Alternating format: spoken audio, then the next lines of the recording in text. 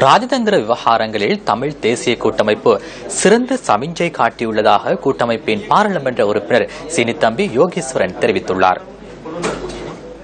சர்வதேச விசாரணைகள் உலக விசாரணையோடு வரப்போகிறது. ஆகவே அந்த நிலையில் அதன் முடிவு, அந்த விசாரணையின் முடிவு வரும் பட்சத்தில் இப்போது இருக்கின்ற அரசாங்கம் இனிமேலும் சர்வதேசத்தை நாங்கள் பகைத்துக் கொள்ளக் கூடாது என்பதிலே உறுதியாக இருக்கிறார்.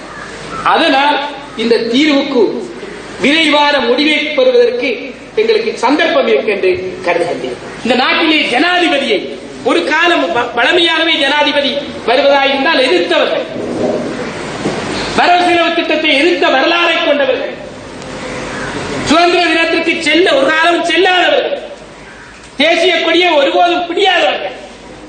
ஆனால் ராஜதந்திரம் என்ற வகையிலே அவற்றை எல்லாம் எங்கள் தலைவர் கடைபிடித்து நல்ல சகிம்சையை காட்டியிருக்கிறேன்.